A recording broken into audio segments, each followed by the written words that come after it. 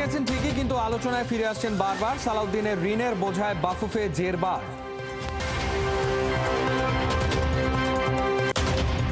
Mohammedan Kings অ্যারেনায় গুরুত্বপূর্ণ কোনো match খেলতে চায় না। শুক্রবার উঠছে বিপিএল ফুটবলের পর্দা।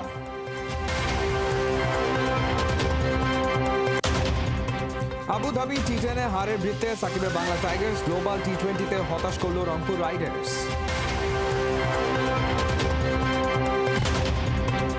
লজ্জার ইতিহাস গড়ল শ্রীলঙ্কা। ডারবান টেস্টে লঙ্কানদের 42 রানে অল আউট করল সাউথ আফ্রিকা।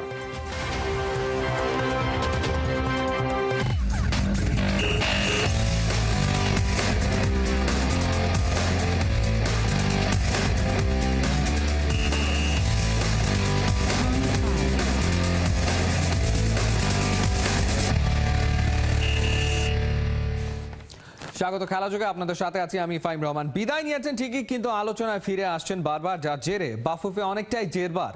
তিনি আর কেউ নন, কাজী সালাউদ্দিন। খেলাযোগের অনুসন্ধানে বেরিয়ে এসে 16 বছরের মেয়াদকালে বাফুফের সাবেক বস সুনামের বদলে রেখে গেছেন কোটি কোটি টাকা ঋণের বোঝা। ফুটবলের উন্নয়নে নামা বাফুফের বর্তমান কমিটিকে যা পদে পদে ফেলছে চ্যালেঞ্জের মুখে। বিস্তারিত পার্থ বণিকের রিপোর্টে।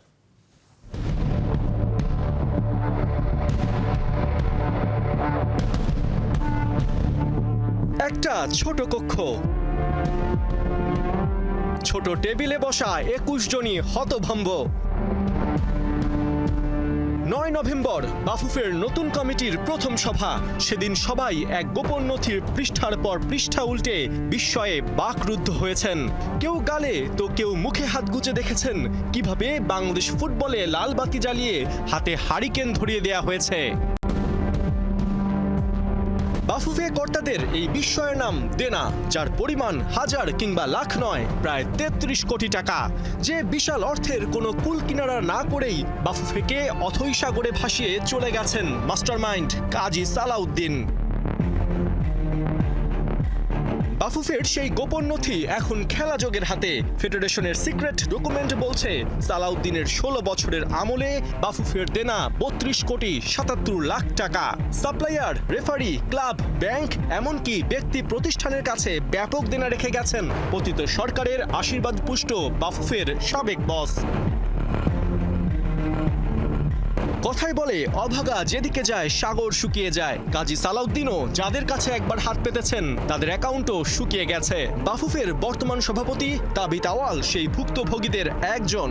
বাফুফের জন্য সালাউদ্দিনকে 36 লাখ টাকা ধার দিলেও আজ অবধি তা উদ্ধার করতে পারেননি। শুধু তাবিত আওয়ালই নন, দুর্নীতির দায়ে নিষিদ্ধ বাফুফের সাবেক সাধারণ সম্পাদক আবু নাইম সোহাগের কাছেও হাত পাততে দ্বিধা করেননি কাজী সালাউদ্দিন। বাফুফের নামে তার কাছ থেকেও নিয়েছেন 4 লাখের ওপর। বিস্ময়কর হলেও সত্য, সালাউদ্দিনের নেতৃত্বাধীন বাফুফের কাছে শুধু জীবিতরাই নন, মৃতরাও টাকা পান। বাফুফের প্রয়াত সাইকেল মেসেঞ্জার মোহাম্মদ আবু তাহের তাদেরই একজন। 2016 সালে অবসরে যাবার পর 5,34,000 টাকা গ্র্যাচুইটি জমা হয় তার নামে। কিন্তু অপেক্ষা করতে করতে মারা পর্যন্ত গেছেন আবু তাহের, কিন্তু সেই হকের টাকা বাফুফে বস কাজী সালাউদ্দিনের কাছ থেকে আর বুঝে পাননি। ফুটবল আর দুর্নীতি দুটোই কাজী সালাউদ্দিনের আমলে ছিল সমার্থক, যার দায়ে গেল বছর নিষিদ্ধ হয়েছিলেন ফেডারেশনের তৎকালীন সাধারণ সম্পাদক আবু নাইম সোহাগ, জরিমানা গোনেন সাবেক সিনিয়র সহসভাপতি আব্দুস সালাম মুর্শেদি। অর্থ নয়ছয়ের এই কাজে বাফুফের নামে একাধিক ব্যাংক অ্যাকাউন্টও খোলেন তারা। অনুসন্ধানে দেখা গেছে এক বাফুফের নামেই 4 ব্যাংকে আছে মোট 16টা অ্যাকাউন্ট। একটা ফেডারেশনের এতগুলো অ্যাকাউন্ট, যা শুধু অস্বাভাবিকই নয়, সন্দেহজনকও বটে। বাফুফের ব্যাংক ব্যালেন্সের এই বেহাল দশায় স্পষ্ট বাংলাদেশ ফুটবল ফেডারেশনের সভাপতি হয়ে সুখে নেই তাবিত আওয়াল। মাঠের খেলায় মনোযোগ দেবেন নাকি সবার টাকা শোধ করবেন? অবশ্য তাবিত আওয়ালের বিচক্ষণতা আর দূরদর্শিতায় ফুটবলার থেকে সংগঠক, কর্মচারী থেকে সমর্থক সবারই আস্থা আছে। পার্থ বণিক, 71। কিংস অ্যারেনায় গুরুত্বপূর্ণ কোনো ম্যাচ খেলতে চায় না মোহামেডান স্পোর্টিং ক্লাব। বাফুফেকে চিঠি দিয়ে জানিয়েছে ক্লাবটি। এরই মধ্যে শুক্রবার থেকে শুরু হচ্ছে পেশাদার লীগ ফুটবলের নতুন মৌসুম। 3 ভেন্যুতে মাঠে নামবে 6 দল। অর্ণব বাপির রিপোর্ট। নতুন মৌসুমের প্রথম শিরোপাটাই হাতছাড়া হয়েছে মোহামেডানের। বাংলাদেশ 2.0 চ্যালেঞ্জ কাপের ফাইনালে বসুন্ধরা কিংসের সাথে হারের রেশ কাটেনি এখনো। 1-0 এগিয়ে থাকা ম্যাচের 62 মিনিটে সমর্থকদের মাঠে স্মোক ফ্লেয়ার ছোড়াসহ নিরাপত্তার নানা অভিযোগ তুলে ফুটবল ফেডারেশনকে চিঠি দিয়েছে মোহামেডান। বসুন্ধরার সাথে বসুন্ধরার মাঠে আমরা একটা নিরপেক্ষ ভেন্যুতে খেলতে চাই। হোম ভেন্যু যেটা আছে এই হোম ভেন্যু ম্যাচটা আমরা খেলবো, বাট আদার্স বাকি ম্যাচ যে কোনো ফাইনাল ওদের সাথে আমরা ওই ভেন্যুতে খেলবো না, কারণ ওদের আচরণ ভালো না। আপনি নিজেও ফুটবল খেলেছেন, বঙ্গবন্ধু স্টেডিয়ামও দেখেছেন, নানা জায়গায় দর্শকরা কিন্তু নানাভাবে ফুটবলারদের নানা কিছু বলবে, অনেক কিছু হবে, এটাও তো একটা ফুটবলের অংশ। কিন্তু এইখানে না, অবশ্যই সেটাই ফুটবলের অংশ, এই ধরনের আচরণ না। পেশাদার ফুটবল লিগের নতুন মৌসুমের প্রথম দিনেই মাঠে নামছে সাদা কালোরা, প্রতিপক্ষ ওয়ান্ডারার্স। গেল মৌসুমে দুর্দান্ত পারফর্ম করা মোহামেডান লড়বে শিরোপার জন্য, ফিরিয়ে আনতে চায় হারানো ঐতিহ্য। অবশ্যই প্রথম ম্যাচটা খুবই ইম্পর্ট্যান্ট ম্যাচ এবং নতুন ভেন্যু, নতুন টিম এগেনস্টে খেলবো আমরা। আমাদের সর্বোচ্চ স্কোয়াড নিয়েই আমরা যাব এবং জয়ের জন্যই আমরা খেলবো। নতুন মৌসুম শুরু হচ্ছে, লিগ, ফেডারেশন কাপ, ওভারঅল মৌসুমটা কিরকম হবে, লিগ কিরকম হবে, সেটা নিয়ে আপনার প্রত্যাশা কি? আসলে গত বছর 2টা টিম নাই, এখন কিন্তু আমরা 10টা টিম এবং নতুন টিম 2টা আসছে। আমার মনে হয় যে ওভারঅল সব দিক দিয়ে বসুন্ধরা এগিয়ে আছে। আমরা বসুন্ধরার সাথে এগেনস্টে ফাইট করার জন্য মাঠে নামবো এবং চ্যাম্পিয়নের জন্য তাদের আমাদের যতটুকু এফোর্ট আছে আমরা দেওয়ার চেষ্টা করব। দিনের আরেক ম্যাচে ব্রাদার্সের প্রতিপক্ষ বাংলাদেশ পুলিশ। অভিজ্ঞ আর তরুণের মিশেলে একটা ব্যালেন্স দল গড়েছে গোপীবাগের ক্লাবটা। দলে ভিড়িয়েছে এলিটা কিংসলে, গোলকিপার আশরাফুল ইসলাম রানা সহ জাতীয় দলে খেলা একাধিক ফুটবলারকে। আমাদের চিন্তা শুরু থেকে আসলে ম্যাচ বাই ম্যাচ আগানো। আপনারা জানেন লিগ লম্বা রেস, তো অবশ্যই আমাদের এখানে ভালো কিছু চিন্তা আছে। তো আমি শুরুতে আসলে বলতে চাই না যে আসলে চ্যাম্পিয়ন ফাইট করব বা এরকম, তবে অবশ্যই আমাদের ভালো কিছু অ্যাচিভ করার টার্গেট তো অবশ্যই আছে। বাকি সমস্ত টিমেরই আসলে ভালো করার মানে ওপেন সুযোগ আছে। তো আর আমার কাছে মনে হয় যে লিগ অনেক বেশি কম্পিটিটিভ হবে। আর অবশ্যই নতুন কমিটির কাছে প্রেসিডেন্ট বা সিনিয়র ভাইস প্রেসিডেন্ট যারা আছেন অবশ্যই চাইবো যে ফেয়ারভাবে যেন আসলে সবকিছু হয়। নতুন মৌসুমের প্রথম ম্যাচে বসুন্ধরা কিংসের প্রতিপক্ষ চট্টগ্রাম আবাহনী। টানা 5 বারের চ্যাম্পিয়নরা খেলতে নামবে কিংস এরেনায় ফ্লাড লাইটের আলোতে। ভুটানে এএফসির ম্যাচে বিপর্যয়, সবশেষ বাংলাদেশে 2.0 চ্যালেঞ্জ কাপের ফাইনাল জিতে বাড়িয়ে নিয়েছে আত্মবিশ্বাস। ঘরোয়া ফুটবলে বরাবরই দাপট দেখানো বসুন্ধরা কিংস এবারও থাকতে চাইবে সবার ধরাছোঁয়ার বাইরে। অর্ণব বাপি, 71। হারের বৃত্তে ঘুরপাক খাচ্ছে বাংলা টাইগার্স। আবুধাবি টি10-এ সাকিবের দল 6 ম্যাচের 4টাই হেরেছে। ষষ্ঠ ম্যাচে ডেকান গ্ল্যাডিয়েটর্সের সামনে দাঁড়াতেই পারেনি বাংলা টাইগার্স। 73 রানের টার্গেট, 29 বল আর 9 উইকেট হাতে রেখেই টপকে যায় ডেকান গ্ল্যাডিয়েটর্স। রহমান পেয়ারের রিপোর্ট। আবুধাবি টি10-এ বাংলা টাইগার্সের গুরুত্বপূর্ণ খেলা। ষষ্ঠ ম্যাচে ডেকান গ্ল্যাডিয়েটর্সের মুখোমুখি ওরা। নেটে ব্যস্ত থাকায় কাপ্তান সাকিবের বদলে টস করেছেন মোহাম্মদ শেহজাদ। টস জিতে ডেকান ফিল্ডিংয়ে, বাংলা টাইগার্স বড় সংগ্রহের খোঁজে। থিকসানার প্রথম 2 বলেই বাউন্ডারি। হজরতুল্লাহ জাজাই হতে পারবেন তো বাংলা টাইগার্সের কান্ডারি। প্রথম ওভারের শেষ বলেই উইকেট ছুঁড়ে এলেন তিনি। দ্বিতীয় ওভারে দাসুন সানাকা এবং লিয়াম লিভিংস্টোনের উইকেট হারালো বাংলা টাইগার্স। 17 রানে 3 উইকেট তুলে ম্যাচের নিয়ন্ত্রণ নিল ডেকান গ্ল্যাডিয়েটর্স। থিকসানার বলে ছক্কা মেরে পরের বলেই মোহাম্মদ শেহজাদের রক্কা। ইনিংসের তৃতীয় ওভারেই উইকেটে সাকিব আল হাসান। কাপ্তানের উপর চাপটা তখন পাহাড় সমান। 5 ওভার শেষে বাংলা টাইগার্সের সংগ্রহ 4 উইকেটে 37 রান। থমকে যায় বাংলা টাইগার্সের রানের চাকা। সাকিব বড় শট খেলতে পারছিলেন না। 20 রান করে ইফতিখারের ফেরা। শেষ ওভারে গতির ঝড় তুলেছেন আনরিখ নরকিয়া। রশিদ খান, সাকিব আল হাসান দিশেহারা। নির্ধারিত ওভারে 72 রান বাংলা টাইগার্সের বোর্ডে। 22 বলে মাত্র 15 রান সাকিবের ব্যাটে। জবাব দিতে নেমে ডেকান গ্ল্যাডিয়েটর্স 17 রানে প্রথম উইকেট হারিয়েছে। তবে নিকোলাস পুরান বাংলা টাইগার্সের বোলারদের সীমানা ছাড়া করেছে। পুরানের ঝড়ে সহজ জয়ের পথ তৈরি করে গ্ল্যাডিয়েটর্স। আবারও হারলো বাংলা টাইগার্স। 6 ম্যাচের 4টাই হেরেছে সাকিবের দল। Rahman pair, 71। Global T20 super লিগে হতাশায় মোড়ানো শুরু করেছে রংপুর রাইডার্স। সুপার ওভারে তারা হেরেছে হ্যাম্পশায়ারের বিপক্ষে। প্রথমে ব্যাট করতে নেমে 132 রানে গুটিয়ে যায় হ্যাম্পশায়ার। জবাবে রংপুর 8 উইকেট হারিয়ে ম্যাচ টাই করে। টানটান উত্তেজনার সুপার ওভারে শেষমেশ ফলাফল জয় ইংলিশ কাউন্টির দলটার পক্ষেই। খালিদ জামিলের ম্যাচ রিপোর্ট। রংপুর রাইডার্স যেন বাংলাদেশ ক্রিকেট দলেরই প্রতিচ্ছবি।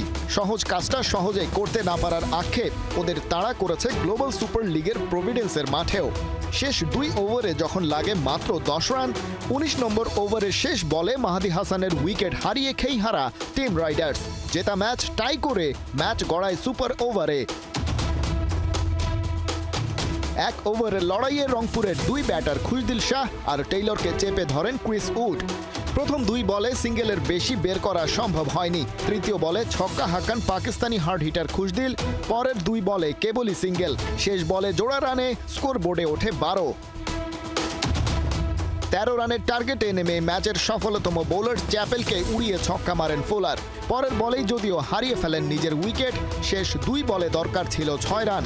5 নম্বর বলে ছক্কা হাঁকিয়ে হ্যাম্পশায়ারকে ম্যাচ জিতিয়ে দেন ডসন।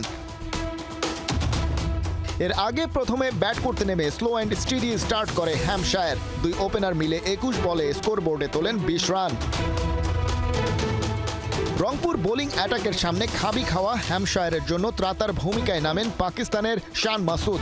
ওপেনার অরের সাথে গড়েন 49 রানের পার্টনারশিপ। আর ব্যক্তিগত 28 রানে ফিরে যান রিশাদ হোসেনের ওভারে। তবে প্রায় 140 স্ট্রাইক রেটে নিজে তুলে নেন 50।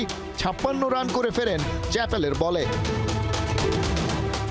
রংপুরের ইংলিশ পেসার জ্যাক চ্যাপেলের কাছেই মূলত ধরাশায়ী হ্যাম্পশায়ার। 23 রান দিয়ে তুলে নিয়েছেন 5 উইকেট। ইনিংসের শেষ বলে হ্যাম্পশায়ার অল আউট 132 রানে। সহজ টার্গেট তাড়া করতে নেমে টেইলর আর সৌম্য সরকারের ওপেনিং পার্টনারশিপ এনে দেয় দুরন্ত শুরু। দুজনে মিলে 27 বলে তোলেন 46। 12 বলে 20 রান করেন স্টিভেন টেইলর। আর ডসনের বলে ক্যাচ তুলে ফেরার আগে সৌম্য সরকারের ব্যাটে আসে 20 বলে 27 রান। আফিফ প্রথম বলে ফিরে গেলেও নুরুল হাসান সোহানের ব্যাটে 24। ফুলারের বলে বোকা বনে যান রংপুর কাপ্তান। রান আউটে কাটা পড়ার আগে খুশদিল শাহ 20 বলে 25 রান করলেও রংপুর টপকাতে পারেনি টার্গেট। তবে সুপার ওভারে গিয়ে টিম রাইডার্সকে ঠিকই ছাড়িয়ে যায় ইংলিশ কাউন্টি চ্যাম্পিয়নশিপের দল হ্যাম্পশায়ার। খালিদ জামিল, 71। লজ্জার ইতিহাস গড়ল শ্রীলঙ্কা। ডারবান টেস্টে সাউথ আফ্রিকার বিপক্ষে মাত্র 42 রানে গুটিয়ে গেছে ধনঞ্জয়া সিলভার দল। আর এতে লঙ্কানরা ভেঙেছে 150 বছরের রেকর্ড। টেস্ট ক্রিকেটের ইতিহাসে সবচেয়ে কম বলের ইনিংস খেলা দলের তালিকায় এখন দ্বিতীয় নামটি শ্রীলঙ্কার। মাহমুদুল হাসান সজীবের রিপোর্ট। কার আগে কে আউট হতে পারে যেন চলছে সেই প্রতিযোগিতা। কেউ খেলছে 3, কেউ 2, তো কারো খাতায় 0 রানের ইনিংস। এভাবে খেলা আগালো মাত্র 13 ওভার 2 বল। 42 রানে অল আউট হয়ে 150 বছরের লজ্জার রেকর্ড ভাঙল শ্রীলঙ্কা। ডারবানে সিরিজের প্রথম টেস্ট। প্রথম ইনিংসে সাউথ আফ্রিকাকে তাদের মাটিতে মাত্র 191 রানে গুটিয়ে দেয় লঙ্কানরা। প্রোটিয়াদের হয়ে সর্বোচ্চ 70 রানের ইনিংস খেলেন কাপ্তান টেম্বা বাভুমা। প্রথম ইনিংসে স্বাগতিকদের এত অল্প রানে আটকে দিয়ে বেশ চিল মুডে ছিল ধনঞ্জয়া সিলভার দল। কিন্তু ব্যাট করার আগে তারা হয়তো ভুলেও কল্পনা করেনি সামনে কি করছে অপেক্ষা। ব্যাট করতে নেমে চোখে সর্ষে ফুল দেখতে শুরু করে লঙ্কান ব্যাটাররা। মাত্র 16 রানেই হারিয়ে বসে 4 উইকেট। মার্কো ইয়ানসেন, কাগিসো রাবাদাদের বিধ্বংসী বোলিংয়ে 22 গতে টিকতে পারছিল না ম্যাথিউস মেন্ডিসরা। 32 রানে 6 উইকেট হারিয়ে অথৈ সাগরে ভাসতে থাকে সফরকারীরা। কে কতক্ষণ ব্যাটিং করতে পারে এটাই যেন ছিল সর্বোচ্চ প্রচেষ্টা।